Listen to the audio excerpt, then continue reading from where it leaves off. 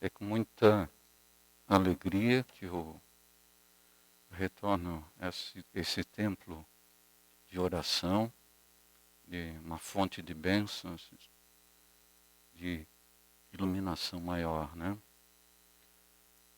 Nós vamos falar hoje sobre a influência dos Espíritos em nossas vidas.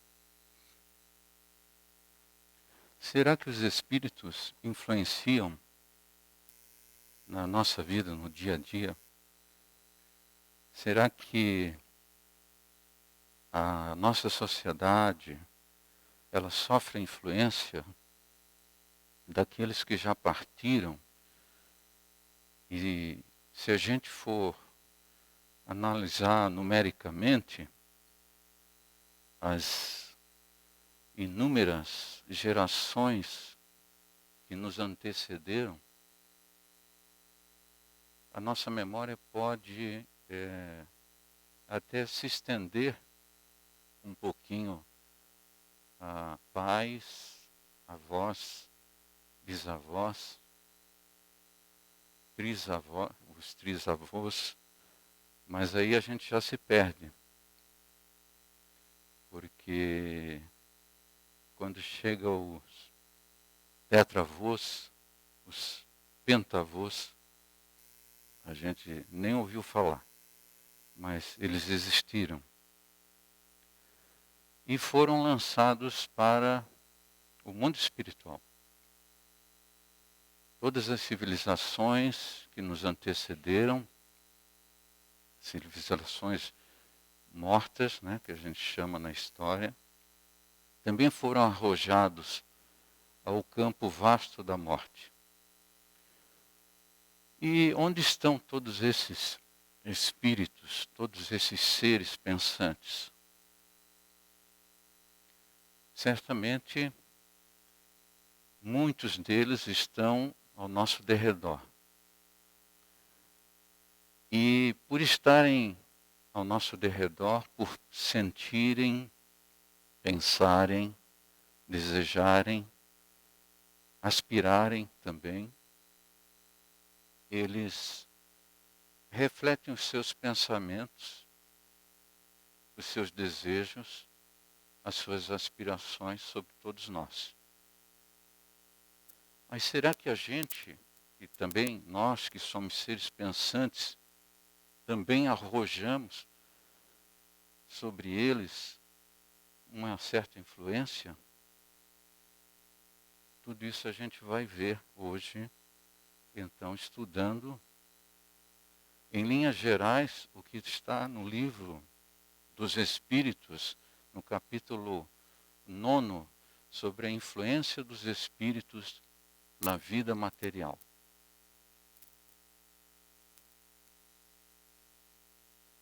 E nesse capítulo, nós vamos encontrar uma pergunta muito interessante que nos deixa a pensar. Essa mesma dúvida que nós aqui lançamos sobre a influência dos espíritos em nossos pensamentos e atos, Allan Kardec a formulou aos espíritos de escola que auxiliaram na codificação da doutrina espírita. E foi essa pergunta que ele fez aos espíritos. E os espíritos responderam: muito mais do que imaginais, influem a tal ponto que de ordinário, quer dizer, da forma mais frequente, são eles que vos dirigem. Forte isso aqui, né? Eles que nos dirigem. Mas quer dizer, a gente não tem direção? São os espíritos que nos dirigem? A resposta é que eles nos dirigem. Mas vamos ver de que forma.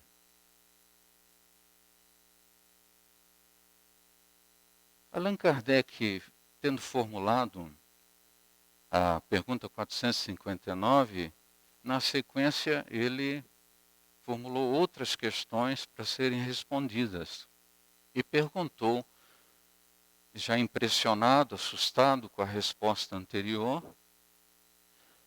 quis saber como distinguir um pensamento sugerido, distinguir se um pensamento sugerido procede de um bom espírito ou de um mau espírito.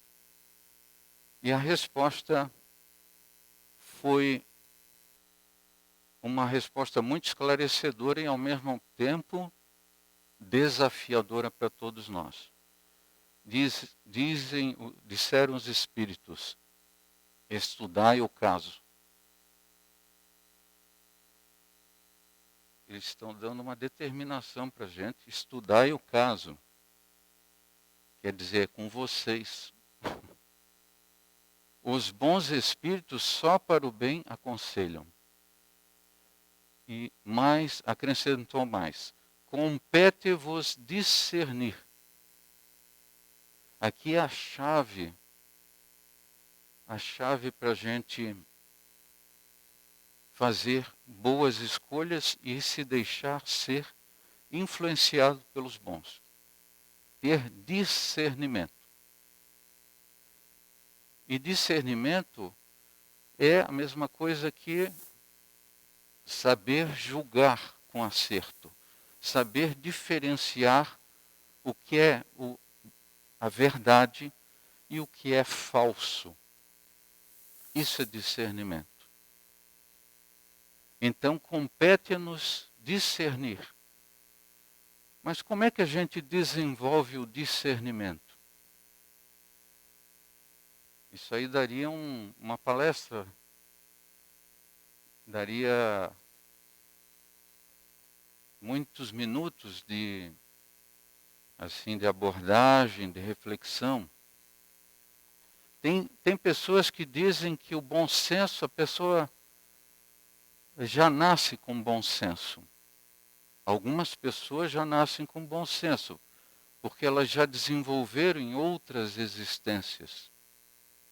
Mas o bom senso a gente desenvolve também ao longo da existência, ao longo da vida. Através do estudo, da análise, da experiência, a gente vai desenvolvendo o bom senso. Os espíritos, então, segundo a resposta no livro dos Espíritos, eles estariam envolvidos nas coisas vitais da nossa existência. Casamento, ter filhos, escolher um companheiro e uma companheira, viver em paz ou em desarmonia dentro de casa e fora de casa, e ter atitudes enobrecedoras ou, ao contrário, atitudes infelizes. Não estamos aqui querendo dizer que os espíritos tomam a decisão por nós. Se eles nos dirigem, é porque nós deixamos que eles nos dirijam. Porque nos é dado o livre-arbítrio, a liberdade de escolha. Mas os espíritos também influenciam no nosso progresso material e nos conflitos entre sociedades. Também influenciam nos grandes missionários que têm uma tarefa a executar junto à coletividade. Aqui eu trouxe a figura de Martin Luther King. Eu admiro demais esse personagem que lutou contra as desigualdades raciais. Também todos os ideais de liberdade, de igualdade, dignidade, paz e justiça também são influenciados pelos espíritos nas nossas instituições, nas nossas leis, nas mentes individualmente, para se formar uma consciência coletiva dessas virtudes. As grandes descobertas também são influenciadas. Notem que, às vezes, as ideias estão no ar. Vejamos o caso da criação do avião. A ideia pipocou exatamente no início do século XX. Então, sem que soubessem uns dos outros que estavam sendo desenvolvidas técnicas para a aviação, os irmãos Wright, nos Estados Unidos, Santos Dumont, em Paris, porque ele é brasileiro, mas ele foi desenvolver na França, e mais um grupo de pesquisadores, eu não me recordo exatamente de onde eles são, tiveram a mesma ideia.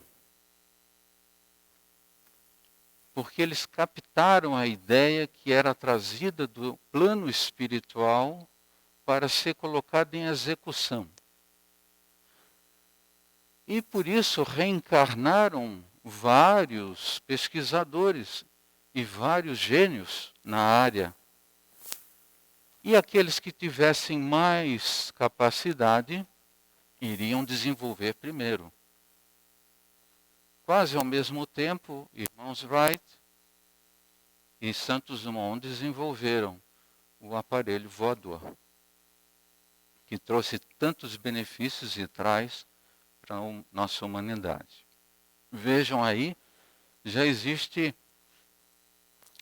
a prova eloquente de que as ideias elas vêm de uma fonte superior para todos a nossa humanidade, e aí basta que a gente capte, que fique em sintonia para captar aquela ideia, absorver aquela ideia.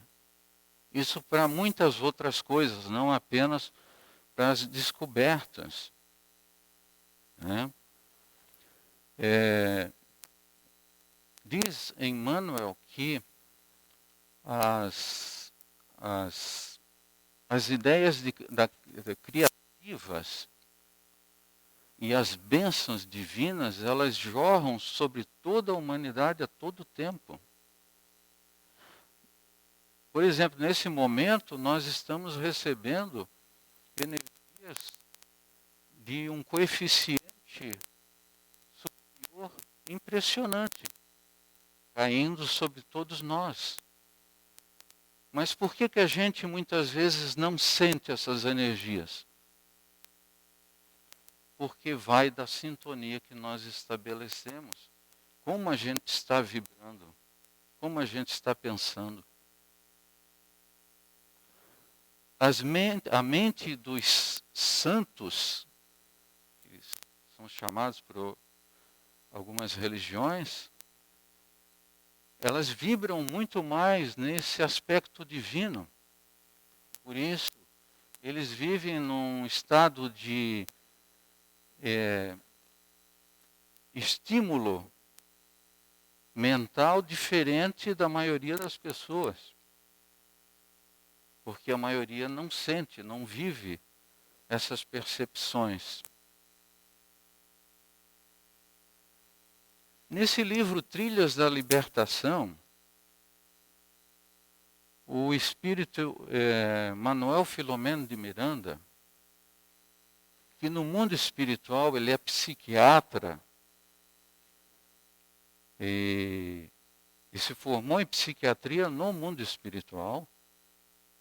Aqui, quando encarnado, era um trabalhador espírita, trabalhava profissionalmente na área de comércio exterior,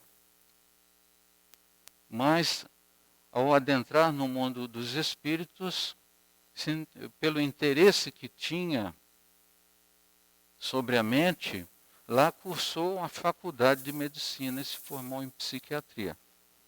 Certamente, quando ele reencarnar, vai ser um exímio psiquiatra entre nós.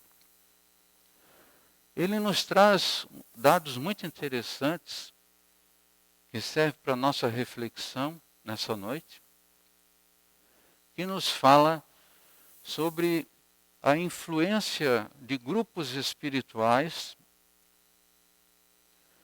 no caso negativos, que tiveram uma preponderância muito grande sobre os costumes e sobre o pensamento e a ideologia da comunidade global por volta de 1950, 1960.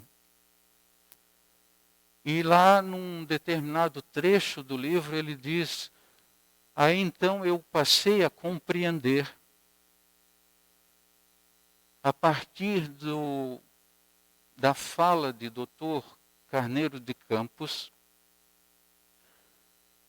a poderosa influência que grupos espirituais negativos começaram a exercer sobre a coletividade terrestre, especialmente a partir da década de 1960 do século XX, com a eclosão do sexo irresponsável, das drogas, da mudança dos costumes, do relaxamento dos hábitos. E ele ali vai descrevendo mais, falando da influência de coletividades espirituais, de grupos de espírito, sobre as nossas coletividades terrenas. Logicamente, que essa direção só se dá porque a humanidade terrena encarnada, que somos todos nós, ainda nos sintonizamos com esse tipo de faixa vibratória. Mas descrevo isso somente para aqui ilustrar, né, essa influência de grupo espiritual sobre as nossas comunidades. Voltando ao Livro dos Espíritos, na questão 465, Allan Kardec, intrigado com a influência dos espíritos sobre nós, perguntou com que fim os espíritos imperfeitos nos induzem ao mal.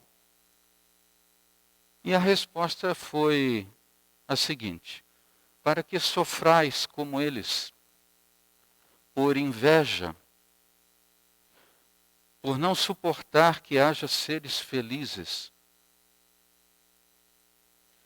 Mas se a gente for observar a comunidade terrena,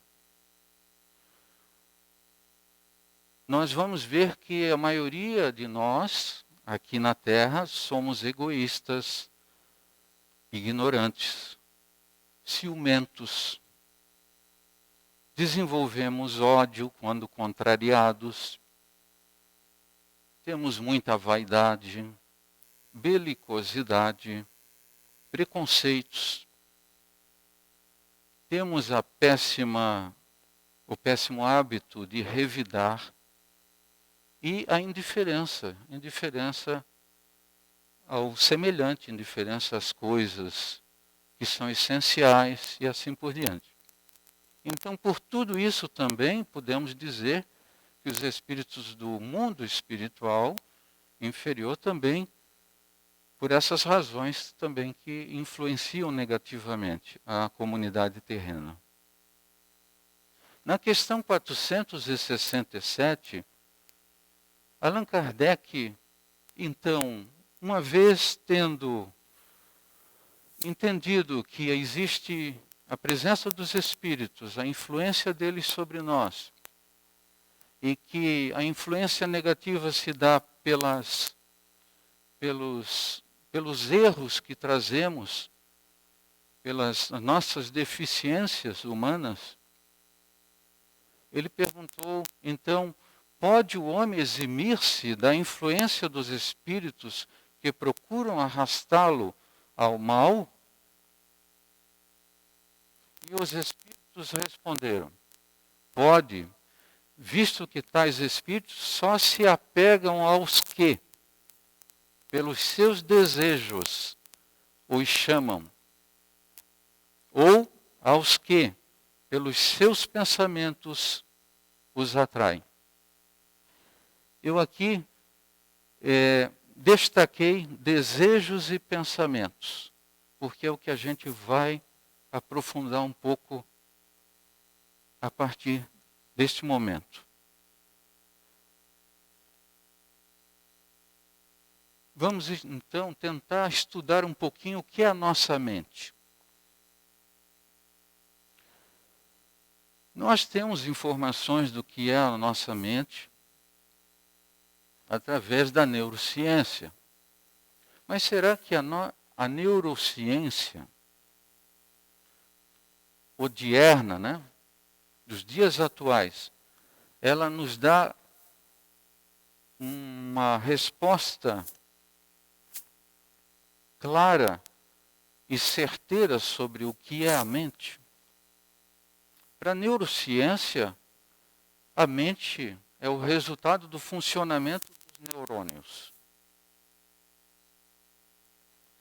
Uma conjugação de impulsos elétricos celulares que, de uma forma desconhecida para a ciência, produz o milagre do pensamento, do raciocínio, da memória e tudo que nós conhecemos da função mental.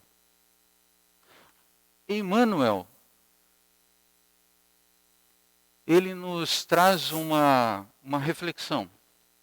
E ele diz assim, a psiquiatria e a psicologia atualmente na Terra têm uma noção muito restrita do que seja a mente. E ele faz uma comparação. Ele diz o seguinte, imaginemos um botânico que queira descrever uma floresta imensa a partir de alguns talos de ervas recolhidos num terreiro pequeno. Aí teremos a ideia, diz Emmanuel, do que hoje pensa a ciência a respeito da mente. Quer dizer, como pode o botânico, a partir de alguns pezinhos de árvore, de vegetais, supor, a partir dali, o que vai encontrar numa floresta continental, em outra região? Não pode. Ele vai ter uma ideia muito falsa, muito errada.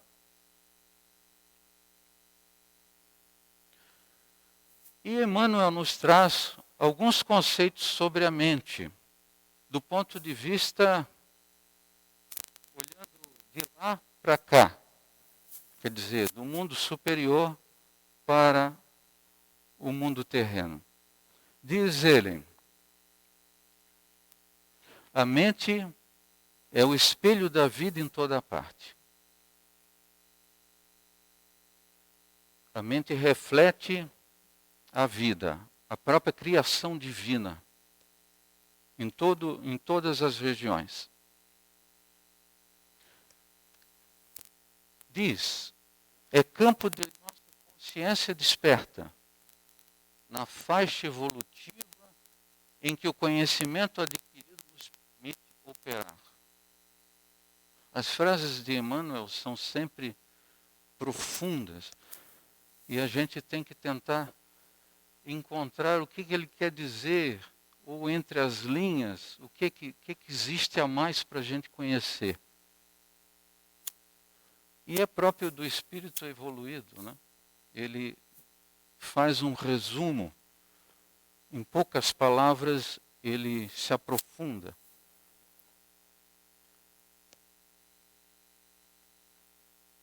E ele diz, o cérebro é o centro de suas ondulações. O cérebro não é a mente.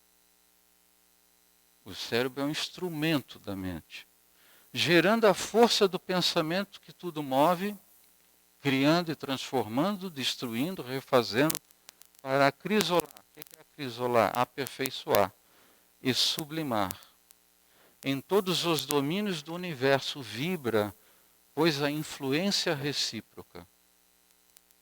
E aqui eu destaco influência recíproca, porque é muito importante a gente saber o que seja influência recíproca, porque é o nosso tema dessa noite.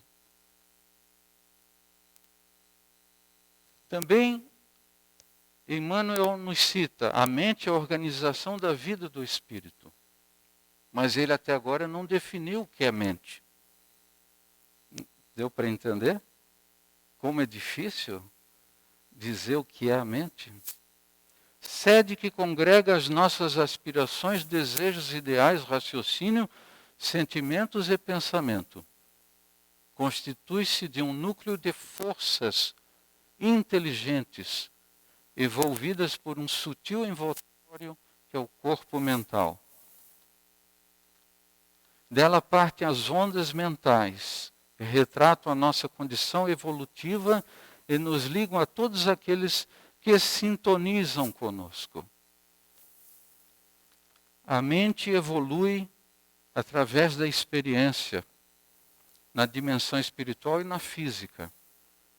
E tal como nós, partiu simples em direção ao complexo, da ignorância em direção ao saber, atendendo a princípios da perfectibilidade íncita em cada ser.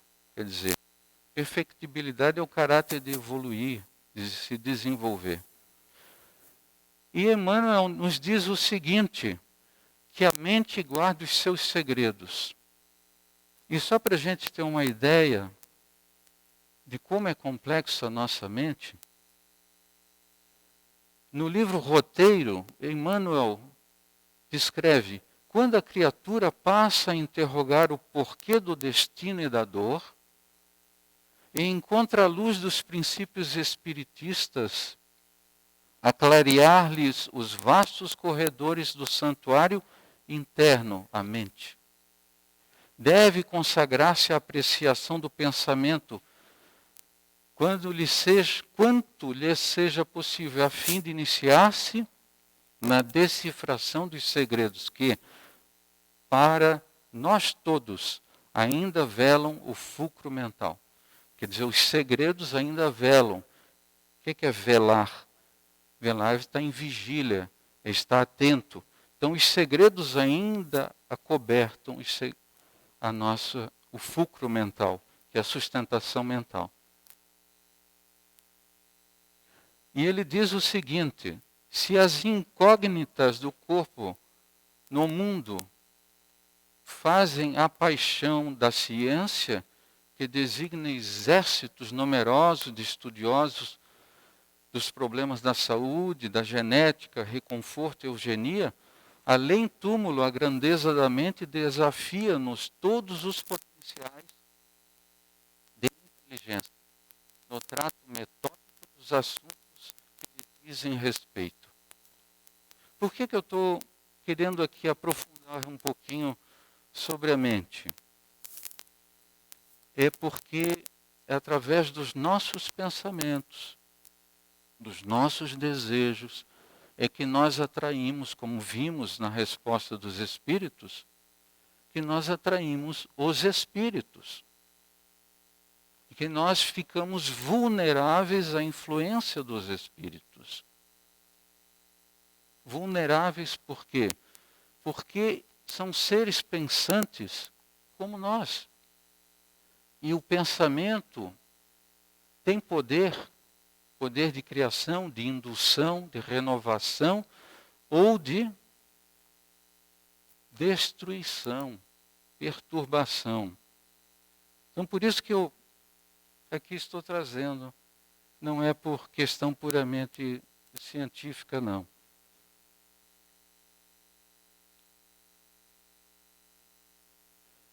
Pois bem, como que a gente pode entender a nossa mente? Nós temos uma parte da mente que é inconsciente, que a gente chama de, no conceito psicoanalítico, de id, que é o nosso inconsciente. Então tem muitas coisas no nosso dia a dia que nós não temos consciência e brota dentro da nossa mente. Uma inclinação, um desejo, um pensamento, aquilo ali vem espontaneamente. E às vezes a gente diz, olha que bobagem, porque eu estou pensando isso. Então, isso aí pode vir do nosso inconsciente. E o que é o inconsciente? É o acúmulo de experiências que nós, como espíritos, atravessamos ao longo da nossa carreira evolutiva.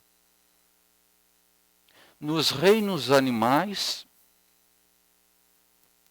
e fomos ali desenvolvendo aspectos da sobrevivência, fomos desenvolvendo aspectos da reprodução, aspectos da alimentação, da proteção, da propriedade, né? Porque também tínhamos que ter propriedade para subsistência. E dizem os espíritos que o egoísmo é o defeito espiritual mais arraigado à questão orgânica. Por quê? Porque ele descende justamente dessas nossas experiências múltiplas, reencarnatórias.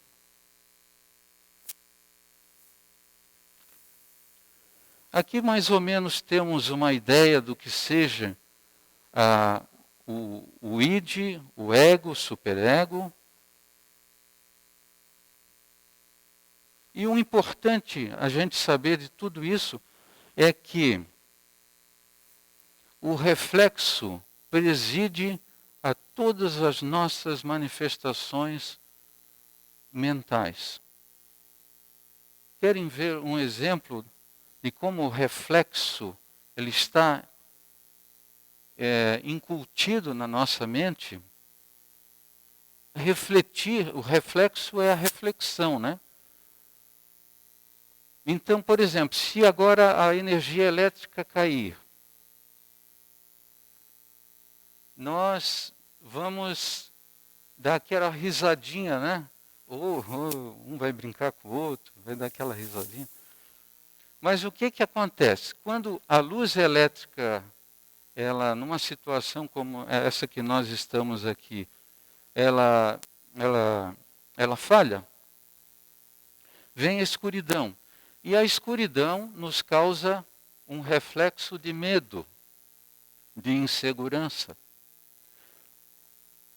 Para a gente lidar com esse reflexo de medo e insegurança, a gente começa a ter bom humor. Aí vamos rir, vamos conversar, vamos descontrair, né? Mas no fundo, inconscientemente, nós estamos sentindo insegurança e medo. Por que eu estou dizendo isso? Porque Emmanuel nos diz o seguinte, o reflexo esboça a emotividade. E esboça mesmo. Porque a emotividade, no caso de faltar luz, é a insegurança e o medo. A emotividade plasma a ideia. Ora, se faltou luz, opa, aconteceu alguma coisa. Aí a gente já começa a formular a ideia. Ou se chove, chuva de pedra que começa a bater muito forte, que é o que não desejamos de forma nenhuma que aconteça. Mas qual é a ideia que vem dessa emotividade, do medo, da preocupação? Sair rapidinho para um lugar que tenha laje, né? Então vem a ideia. A ideia determina a atitude, a palavra que comanda as ações. Então diz Emmanuel, ninguém permanece fora do movimento de permuta incessante. O reflexo mental mora no alicerce da vida. Reflete-se as criaturas reciprocamente na criação que reflete os objetivos do Criador. Então nós temos que saber também que a mente é um manancial de energias criadoras. O pensamento é substância, coisa mensurável. A gente vive num mundo físico que não se valoriza o pensamento, não se dá a devida importância. E, na verdade, todos nós sabemos, através da doutrina espírita, que pensamento é substância, é uma coisa realmente que dá para medir. Agora, muitos podem se perguntar, mas como é que vai se provar isso? Tem uma prova. A telepatia. A telepatia é prova de que o pensamento é substância onda e que pode ser medida. Telepatia existe? Existe. A parapsicologia, não estou dizendo a parapsicologia de parapsicólogos padres. Parapsicologia que nasceu em 1960 na Universidade da Virgínia, tem o professor Ian Stevenson. Foi provado que a telepatia existe, ocorre. Inclusive cachorros também têm telepatia. Gatos também têm telepatia. Então a telepatia ajuda a afirmar, a provar que o pensamento realmente é mensurável. A imaginação, às vezes a gente não dá importância para a imaginação. Diz Emmanuel, não é um país de névoa, de criação vaga, incerta. É fonte de vitalidade, energia e movimento. E diz mais, o idealismo operante, a fé construtiva, o sonho que age são pilares de todas as realizações. E aqui vem a parte mais importante. Quem mais pensa dando corpo ao idealismo, ao que idealiza, mais apto se faz à recepção das correntes mentais invisíveis nas obras do bem ou do mal. Isso aqui é a parte extremamente importante, porque a gente sofre a influência dos espíritos através do pensamento. E quem pensa mais, sofre mais a influência. Então não vamos pensar. Não. Vamos pensar coisas boas. Vamos pensar coisas construtivas. Aí a gente vai conseguir realizar mais coisas boas. Vai desenvolver mais virtudes. Notem que desenvolvimento intelectual não é sinônimo de superioridade espiritual. Uma pessoa pode ter uma inteligência formidável, mas usar para o mal. A inteligência é um valor, como a eletricidade é um valor. É uma força neutra, que pode produzir coisas boas ou más, depende do seu uso.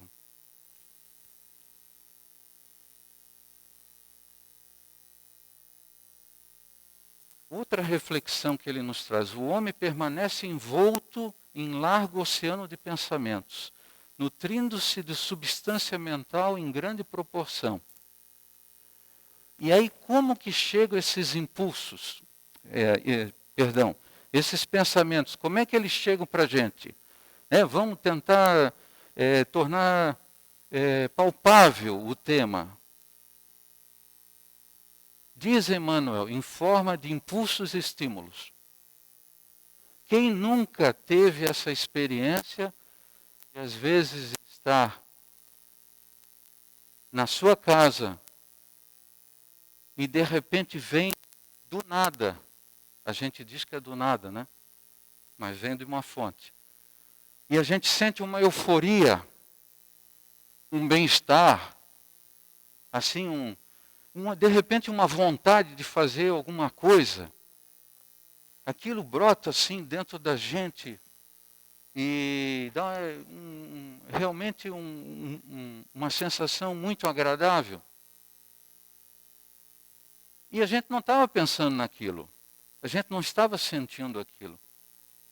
É a prova eloquente da influência dos espíritos. O contrário também é verdadeiro, né? Todos nós já passamos por experiências assim. De modo imperceptível, ingerimos pensamentos a cada instante, projetando em torno de nossa individualidade as forças que acalentamos em nós mesmos.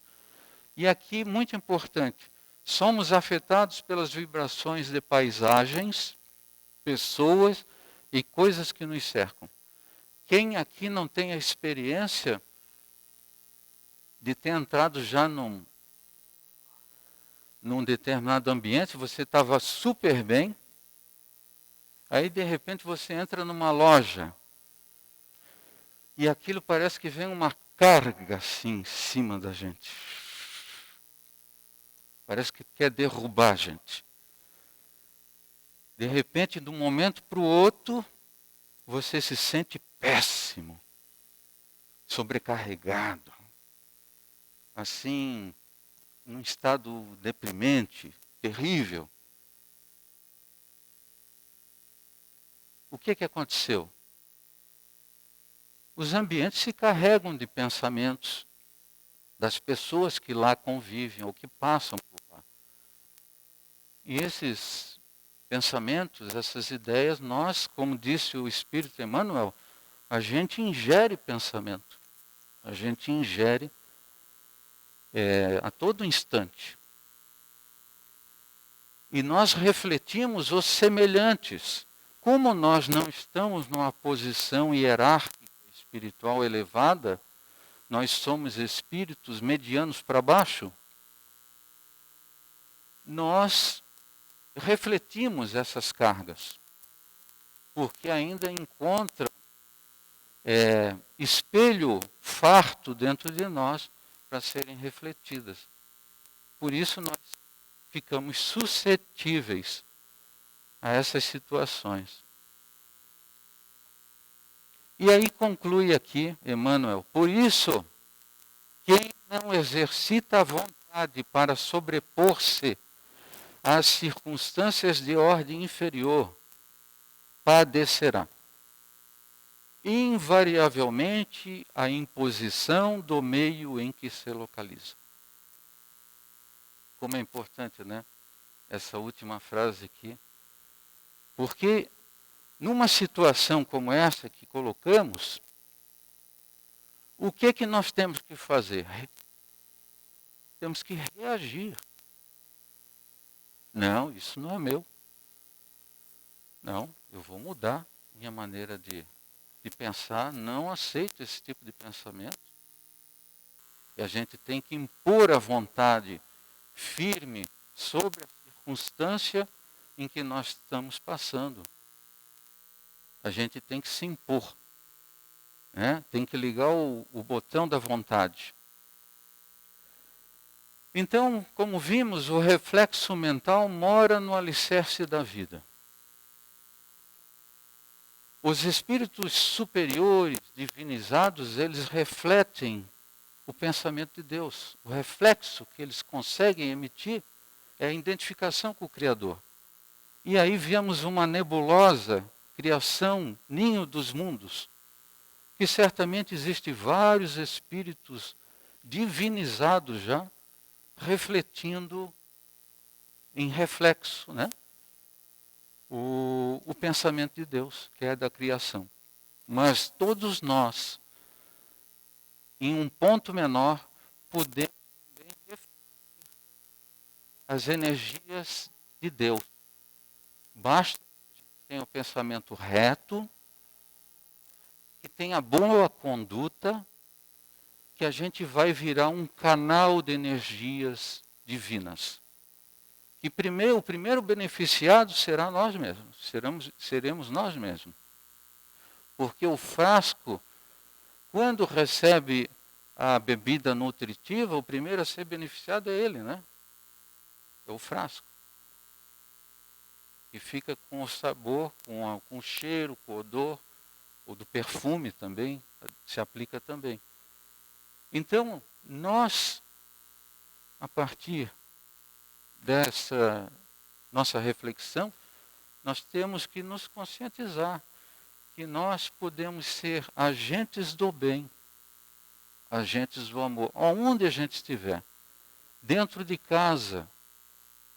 Francisco de Assis entendeu tão bem isso que ele disse, né?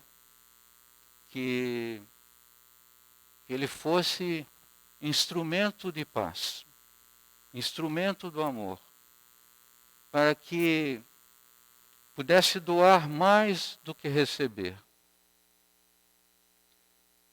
Esse foi o grau de entendimento de Francisco. Mas todos nós, no nosso nível, na nossa capacidade de entendimento, podemos também ser instrumento de paz, de luz, no nosso trabalho, na nossa comunidade. Às vezes cortando conversas, às vezes trocando ideias que podem trazer bons resultados, ou às vezes mudando de assunto, mudando a conversa, né? Todos nós podemos ser agentes da felicidade alheia e da nossa felicidade, porque nós somos um livro a ser escrito. Já escrevemos bastante páginas, mas ainda tem páginas em branco. Então cabe a nós escrevermos uma história bonita, porque a gente vai ser convidado à força depois para ler o nosso próprio livro. A morte não vai nos poupar. E é a grande transformadora que vai nos lançar numa grande reflexão sobre o que estamos sendo hoje. Muita paz a todos. Obrigado pela atenção de vocês. Desculpe eu me estender um pouco além, mas acho que é um assunto que é importante para a gente analisar juntos. Muito obrigado.